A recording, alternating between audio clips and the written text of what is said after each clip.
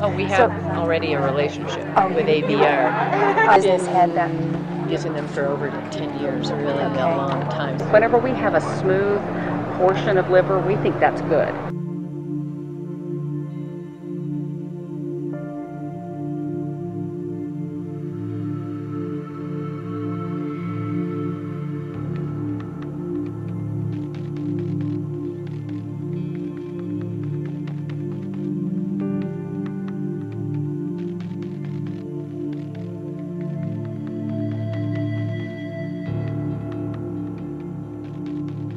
There are no financial benefits to the Absolutely clinic. not. Absolutely. And we're happy. Look, we look forward to the facts coming out. Right. So I'll just take a couple minutes. Sure. And my assistant. Hi. So, Oh, you're warm. I want to hang on to you. so I was talking to Mary about what I'm trying to offer to clinics as a procurement service, and she said, you know all about this. Oh, we have already a relationship with ABR. Oh, okay. Is that the sort of thing you're doing? It's a startup, and I want to get in every state. That's my goal. Yeah. But I'm trying to connect with medical directors of either private, smaller clinics. Yeah. Obviously, a higher volume would be good for that fetal tissue for researchers. So there's already a service there. I'm thinking with my business head that.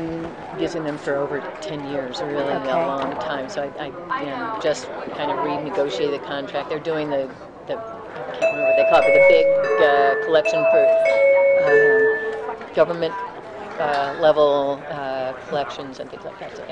So I'm trying to think of other providers in our town. So I don't want to sound like a salesman here, but I'm going to. So we return a portion of our fees to the clinics.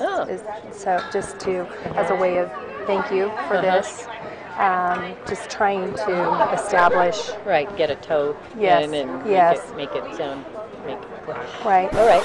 And just kind of renegotiate the contract. We return a portion of our fees to the clinics. Because of what we do and because we use fetal tissue, we don't want to. We want to be as politically correct as we can. Right, we I know. don't want a whole lot of people coming in and slapping us because you're doing this and you're getting all these scientific people here and they're all agreeing, that kind of stuff. Yeah, so. It's kind of counterintuitive, isn't it? Right, like normally, like embryonic stem cell research, like the big controversial, like whatever, and like. And you know what the really weird thing is? Embryonic, there's still a lot of controversy about that. But then fetal kind of got lost in the mix. Was it ever controversial? I mean, I'm young, so I don't know. It was never outlawed. Where during the Bush administration, Bush one, it was no federal funding could go to stem cell research or to embryonic cell research. But fetal tissue was taken out of that. So we continued to send tissue to people like NIH. Even though the government was paying for it, fetal tissue weren't put in that little box of embryonic because it's different. Now they're trying to make abortion illegal, and that's where we get our tissue. Now they're trying to make abortion illegal, and that's where we get our tissue. You probably know Jackie Barbic. Yes. And she mentioned to me that you guys, that I should talk to you if I wanted the fetal tissue. Yes. But I thought you only procured from her clinic. It's not. No, we procure from her clinic on Saturday because that's the day that they do large cases. Now they do induce fetal demise at about 21 weeks, depending on the doctor. Sometimes because for BLT, I'm wanting like 18 to 22 weeks. Right. Yes. Right. And that would be fine. So if we had 18 or 19 weeks, then that we could get those to you. Okay, and it doesn't have digoxin though. No, okay, it does not. Yeah. And we always, we've been in the business long enough. I can tell if it's been ditched or not. I just look at it. I go, oh, really? Yeah. I mean, it has a smell. It's not right. So it's just kind of icky. Yeah. But we also have clinics in San Diego, in Oregon, in Minnesota, and we soon will be starting in New Jersey and Philadelphia. Oh, wow. Not at Dr. Gossel's clinic, though. Right. The whole point is not to have a live birth. Okay. And so the doctors have all, unless it's somebody who has had 6 pregnancies and 6 vaginal deliveries. And then it just kind of pregnant pops again. out. They put lambs in, and she comes in the next morning. And I literally have had women come in, and they'll go in the OR, and they're back out in 3 minutes. And I'm going, what's going on? Oh, yeah, the fetus was already in the vaginal canal whenever we put her on stirrups. It just fell out. I'm going, what's going on? Oh, yeah, the fetus was already in the vaginal canal whenever we put her on stirrups. It just fell out. Wow. So, you know, because if they've had a lot of births, then that's kind of what happens. Right. But most of the time, it is not intact. We have some other people who would like to get like the biliary tree area, you know, that kind of thing. And I think over the past 3 months, we've been able to send 2. Really? Because they just aren't. The abdomen is always ripped open. Wow. And I don't understand. Are the organs inside intact, like the liver and the organs are reasonably? Everything will just get ripped up. You know, whenever we have a smooth portion of liver, we think that's good because most of the time it's like, you know, just the instruments they go in to pull, and it's just whatever presents first. And unfortunately, and I don't know why, a lot of times the abdomen presents first, and they just go in and start pulling. And so they just pull it out by the abdomen. They're not trying to. They're not trying to. They don't have my interests in mind. Or mine.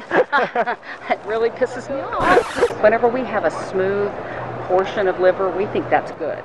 Well, see, this is the thing, quite honestly. I used to go into this argument. So Linda ABR is a not-for-profit and wasn't paying any of the clinics and was funding places in Hawaii for themselves. Oh my gosh. And all sorts of things. But I would go into clinics and they would say, oh, you're a for-profit and you want to pay us?